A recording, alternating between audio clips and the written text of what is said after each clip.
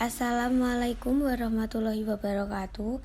Perkenalkan, saya Mandayani Pratiwi dari Prodi Pariwisata Syariah kelas 2B Fakultas Ekonomi Bisnis Islam. Di sini saya akan menerangkan artikel tentang penentuan daya dukung perairan untuk perikanan alami studi kasus Situ Cilala, Kabupaten Bogor. Saya di sini akan mempersembahkan hasil jawaban saya, PPT saya, untuk mata kuliah Ekonomi Bisnis Digital. Pada artikel penentuan daya dukung perairan untuk perikanan alami situs Cilala ini, penelitiannya atau tujuan penelitiannya itu untuk mengkaji daya dukung perairan untuk perikanan alami. Penelitiannya ada di Desa Jepang, tepatnya di Bogor. Daya dukung penelitian ini didasarkan pada nilai produksi primer yang didapatkan dari nilai klorofil yang merupakan gambaran dari keberadaan fosfat di perairan.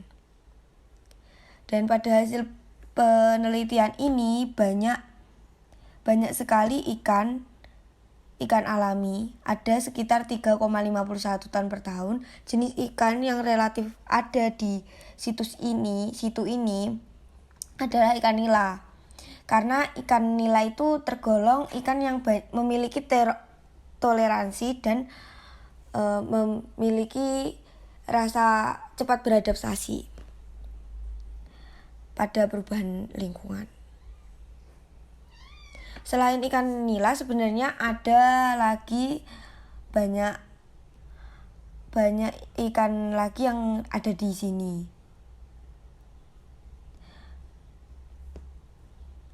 Ukuran ikan yang ditebar atau pada situs Cilala ini ada 25 gram dan dapat dipanen pada ukuran 250 gram. dalam waktu 4-6 minggu. Sehingga jumlah benih yang ditebar maksimum adalah 15.602 ekor per tahun. Untuk 2 musim panen. Jadi penebaran di sini itu hanya 2 kali dan 2 kali musim panen.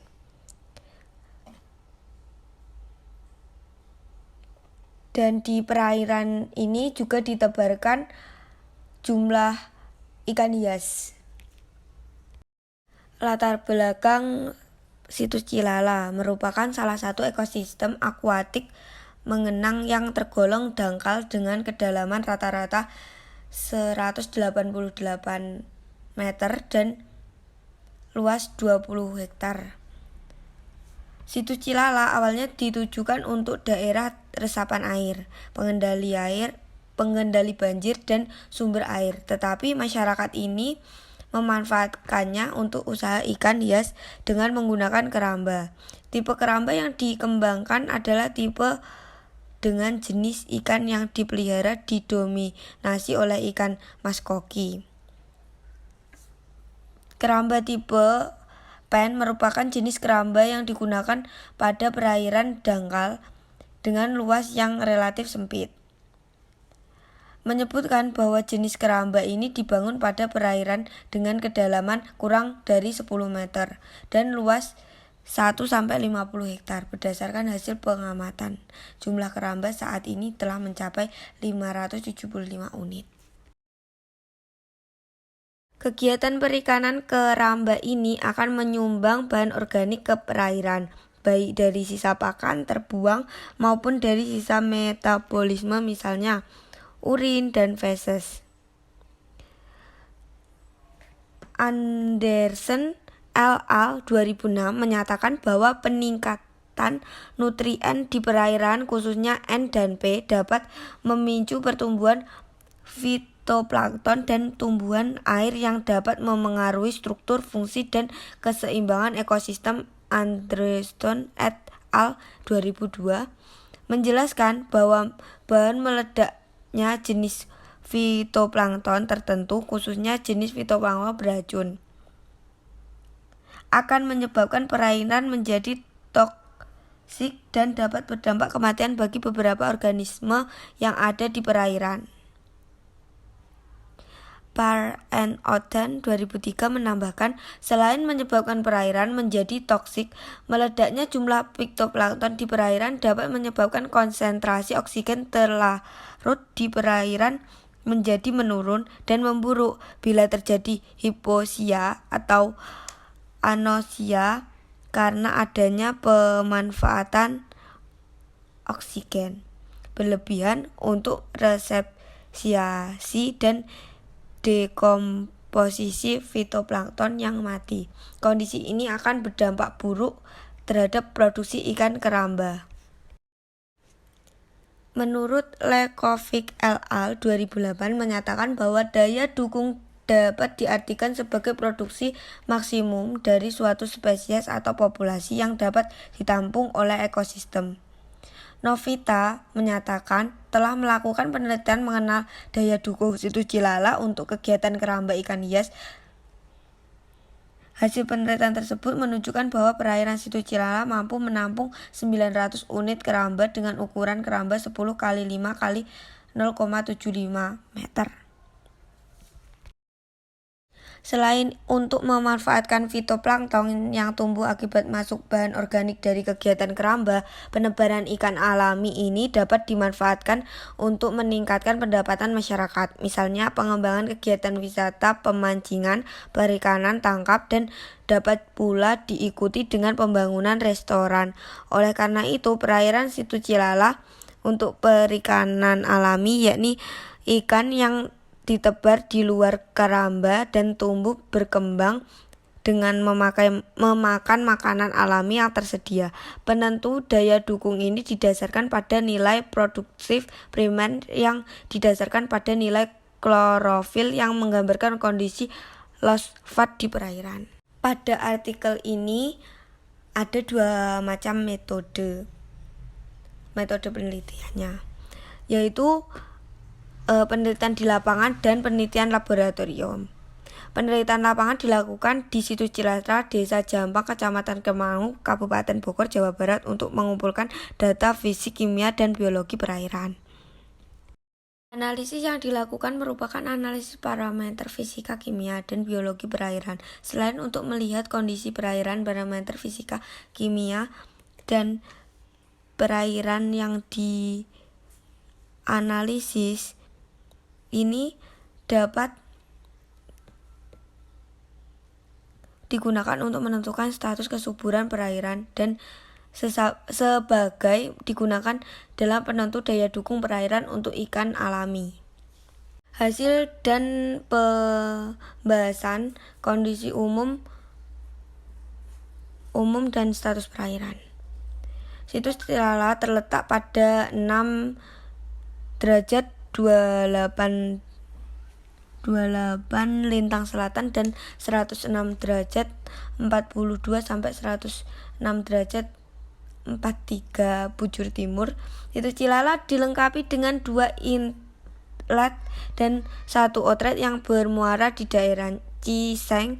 Tepian situ terbatas dengan perumahan, warung makan, jalanan, dan perumahan. Semua kegiatan di sekitar perairan menyumbangkan masukan bahkan organik ke perairan. Kedalaman rata-rata situs Cilala saat ini mencapai 100,70 meter dengan kedalaman maksimum 4,60 meter, menurun bila dibanding dengan penelitian Prati et al. Yang menyatakan kedalaman rata-rata 2,5 meter dan kedalaman maksimum 5,90 meter. Penurunan kedalaman disebabkan oleh adanya pendangkalan akibat kegiatan di sekitar perairan, contohnya perkebunan dan pembangunan kolam-kolam pemeliharaan ikan. Status situs Cilala ini jika dibandingkan dengan perairan lain seperti situ Banggedit di Garut pada tahun 2012, kondisi perairan ini masih tergolong baik. Amel et al. 2012 menyatakan bahwa nilai nitrat dan ortofosfat rata-rata di situs Bagedit masing-masing ada 2,71 dan 0,22 lebih tinggi dibandingkan dengan rata-rata nitrat dan ortofosfat di situs Cilala, yakni 1,03 dan 0,18 liter. Kondisi juga lebih baik dibandingkan dengan Waduk Cirata, Jawa Barat yang justru sudah mengalami eutrof pada tahun 2002 dengan nilai nitrat rata-rata 2,11 liter menurut Garmo 2002 dan meningkat menjadi hipereutrof pada tahun 2013 menurut Soeges 2013. Namun kualitas perairan situs Cilala sedikit lebih rendah dibandingkan dengan situs Cileunca, Bandung pada tahun 2011 yang menunjukkan rata-rata nilai dan fosfat masing-masing 0,25 dan 0,16 liter menurut Rahma dan Purnamaningtyas 2011. Daya dukung perairan untuk perikanan alami. Menurut Gadgington dan Houston 1984 menjelaskan bahwa daya dukung adalah jumlah atau kuantitas maksimum ikan yang dapat didukung oleh suatu badan air dalam jangka panjang yang dipengaruhi oleh waktu pembilasan. Pulsing time, volume badan air dan beban limbah yang masuk ke perairan. Daya dukung untuk kegiatan pemeliharaan ikan merupakan daya atau kekuatan suatu perairan dalam menampung jumlah ikan tertentu pada lingkungan tertentu untuk dapat memenuhi kebutuhan populasi ikan yang dipelihara tanpa menurunkan kualitas perairan. Penentu daya dukungnya sendiri perairan biasanya didasarkan kepada unsur bahan pencemar khususnya fosfor dan nitrogen yang terdapat pada pakan yang masuk ke perairan. Unsur P dan N merupakan unsur yang memengaruhi kesuburan perairan, namun P lebih sering menjadi penyebab utama. Hal ini dikarenakan N dapat mengalami denitrifikasi sehingga larut di dalam air. Berbeda halnya dengan P yang dapat mengendap dan terakumulasi di sedimen. Selain itu, fosfat merupakan jenis imbalan yang banyak dihasilkan dari kegiatan keramba di perairan tawar dibandingkan dengan nitrogen. Oleh karena itu, penentuan daya dukung ikan alami dilakukan dengan pendekatan dukung produktivitas primer diperoleh dari nilai klorofil yang merupakan gambaran kondisi fosfat perairan. Nilai klorofil yang digunakan sebagai batas penentu daya dukung adalah nilai klorofil saat kondisi perairan eutrof ringan. Nilai produktivitas primer yang diperoleh dari nilai klorofil pada batas eutrof tersebut sebesar 20 per meter adalah 366,61 gram per tahun. Hasil konversi pada tabel Belverde menunjukkan bahwa produktivitas ikan mencapai 0,8% berdasarkan hasil perhitungan dengan asumsi kandung karbon pada ikan adalah 10% dan bobot basah didapatkan daya dukung untuk kegiatan ikan alami adalah sebesar 3,51 ton per tahun. Nilai daya dukung ini dapat dilakukan untuk menentukan jumlah ikan yang dapat direstocking ke perairan. Restocking dapat diartikan sebagai kegiatan memasukkan ikan hasil budidaya ke dalam perairan untuk dipanen pada ukuran panen tanpa menyebabkan adanya rekrutmen melalui kegiatan pemijahan Kegiatan restocking ini dapat dimanfaatkan untuk kegiatan wisata pemancingan atau perikanan tangkap yang bertujuan untuk meningkatkan pendapatan masyarakat. Penebaran ikan sendiri perlu memerhatikan jenis ikan dan ukuran ikan yang ditebar. Ikan yang telah ditebar hendaknya bersifat natif, dapat mencapai ukuran panen dalam waktu singkat dan akumulasi biomasa dapat terbentuk dengan cepat. Menurut Beveridge 2004 menyebutkan jenis Plactifora, Detrivora, dan Omnivora seperti mas dan ikan nila cocok dijadikan sebagai jenis yang ditebar untuk kegiatan perikanan alami. Selain itu, penentuan jenis ikan yang ditebar di perairan juga bertujuan agar penebaran yang dilakukan tidak mengganggu atau terganggu.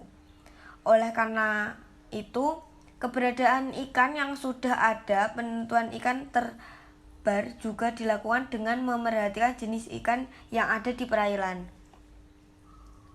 Ukuran ikan yang ditebar juga perlu diperhatikan. Jika diasumsi ikan yang ditebar ukurannya 25 gram dan dapat dipanen pada ukuran 250 gram, maka jumlah ikan yang dapat ditebar adalah 15.602 ekor per tahun.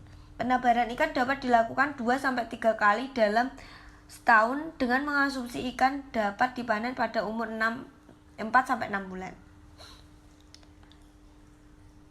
Berdasarkan hasil perhitungan dari penelitian Novita 2013 dan penelitian saat ini didapatkan hubungan antara jumlah keramba dengan ukuran 10 kali 5 kali 0,75 meter kubik dan konsentrasi fosfat yang dihasilkan di situ Cilala adalah P sama dengan 39,846 ditambah 0,438 sama dengan jumlah keramba. Artinya penambahan satu keramba akan meningkat konsentrasi fosfat di perairan sebesar 0,438 Ug per L. Perubahan nilai fosfat ini yang kemudian digunakan sebagai penentu jumlah ikan alami yang dapat disebar di situs Cilala. Jadi kesimpulan pada artikel ini adalah situs Cilala memiliki daya dukung ikan alami maksimal 3,51 ton per tahun dan dapat dikembangkan untuk kegiatan wisata pemancingan. Jenis ikan yang dilepar atau ditebar adalah ikan nila karena termasuk ikan Plactifora dan memiliki toleransi yang baik terhadap perubahan kondisi perairan atau cepat beradaptasi. Asumsi ukuran ikan yang ditebar pada penelitian ini adalah 25 gram dan akan dipanen pada ukuran 250 gram dalam waktu 4-6 bulan, sehingga jumlah benih yang dapat ditebar adalah 15.602 ekor per tahun. Penebaran dapat dilakukan secara bertahap seiring dengan jumlah keramba ikan hias yang dibangun di situs Cilala. Sekian pemaparan artikel dari saya. Ada kurang lebihnya saya mohon maaf. Wassalamualaikum warahmatullahi wabarakatuh.